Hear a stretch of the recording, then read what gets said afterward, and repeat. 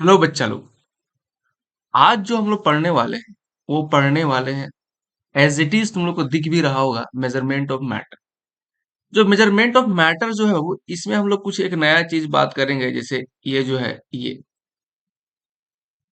कि ये पब्लिक जो है एटम्स, वो तो बात की बात होगी कि मेजरमेंट ऑफ मैटर। पहले मैटर समझते हैं। सर मैटर क्या होता है? मैटर एक ऐसा चीज है वो जिसका कुछ स्पेस हो, कुछ स्पेस ऑक्युपाई करे और कुछ मास हो। बात समझ में आ रहा है कि नहीं आ रहा? लेकिन इस चीज को जैसे अगर हम बात करें सर, तो मैटर एक आलू भी है, एक अंडा भी है, एक हवा भी है, हर कुछ मैटर। लेकिन मैटर किसी न किसी चीज से मिलकर बना होगा जिसका नाम क्या है? वो एटम। जिसका नाम क्या है बच्चा? एटम। तो जो एटम है ना, अब हम लोग चाह रहे हैं कि हम लोग थेथर हो गए। क्या हो गया? थेथर की जिससे बना हुआ है उसी को क्या करेंगे? मेजर करेंगे। उसी को क्या करेंगे बाबू? मेजर करेंगे। तो एटम को मेजर करने से पहले जो जनरलाइज फॉर्म है ना मेजर करने का, वो क्या है? दो तरीका से। वो क्या क्या है? अगर हम पहले पहला है वो काउंट, और दूसरा है वो मास। काउंट और मास, यही जनरलाइज्ड फॉर्म है जिसको हम लोग मेजर करते हैं। तो बोलता होगा सर हाइट भी है, ये वो बात की बात है, हाइट उट तो होता ही है। लेकिन जो हम लोग पढ़ने वाले हैं ना, वो पढ़ने वाले हैं मास और काउंट। तो अगर मास का बात करें तो हम लोग केजी में करते हैं, और अगर काउंट करें तो डजन में। इसका सबसे बेस्ट एग्जांपल है, अगर हम आलू खरीदने जाए तो केजी में खरीदेंगे, अगर अंडा खरीदने जाए तो खरीदेंगे दर्जन में। कोई दिक्कत? चलिए। लेकिन अच्छा बात ये है ना कि जब हम लोग एटम का मेजर करने जाते हैं, जब हम लोग इस बंदे को एटम को मेजर करने जाते हैं, तो इसका दोनों में ही काम चलता है। ये क्या करता है? वो दोनों में ही काम करता है। मास में भी कर लेता है और काउंट में भी कर लेता है। ये थोड़ा सा पेचीदा है कि कैसे सर मास भी काउंट में अलग अलग दोनों होता है, दोनों को इक्वेट कर दे रहे हैं। तो वही चीज को समझने के लिए हम लोग आते हैं अगले स्लाइड।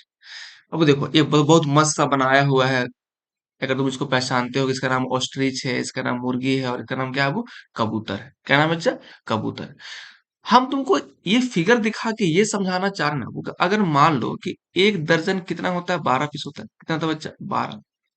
इस 12 को अगर हम मुर्गी का अंडा खरीदने जाए ना, तो हमको क्या मिलेगा? 12 पीस ही मिलेगा। ऑस्ट्रिच का खरीदने जाए तो 12 पीस ही मिलेगा। और अगर कबूतर खरीदने जाए तो भी क्या मिलेगा? 12 पीस ही मिलेगा। बात बुझा रहा है कि नहीं बुझा रहा? कि यही तीन चीज को हम खरीदने जाए ना बाबू, तो हमको क्या मिलेगा? 12 12 पीस मिलेगा। लेकिन अगर हम एक जनरलाइज्ड फॉर्म कर दे कि 12 अगर अंडा होता है, अगर 12 अंडा होता है बच्चा,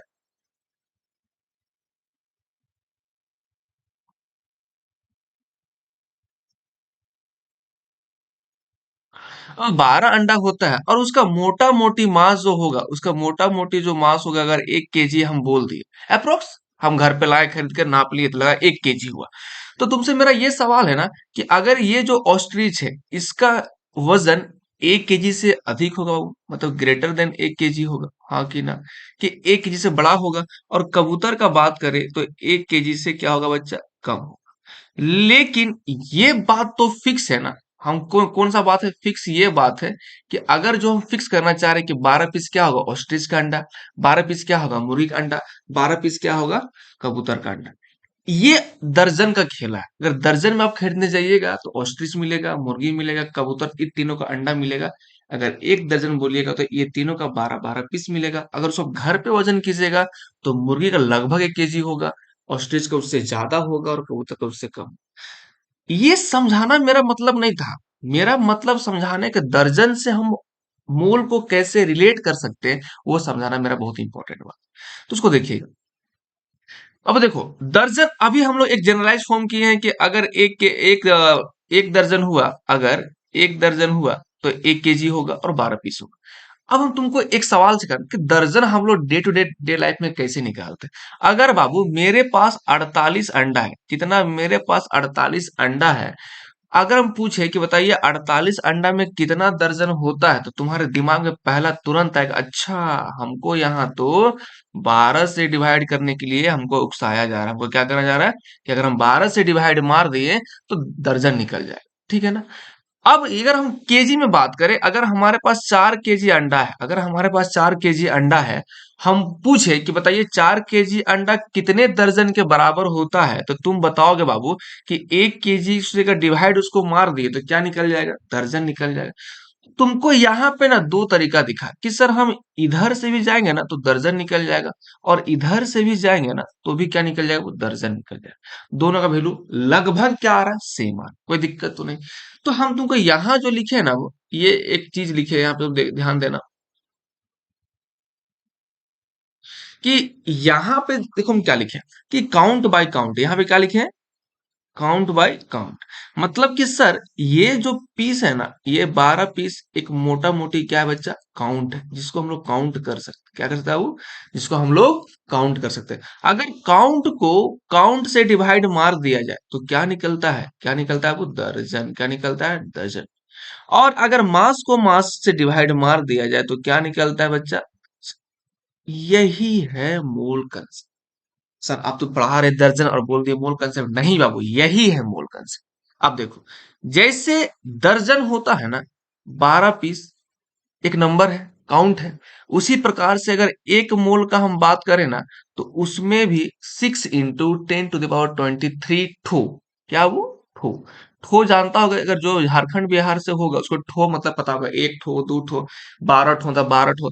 तो 6 × 10⁻23 ठो कुछ भी हुआ ना, वो एक मोल होगा।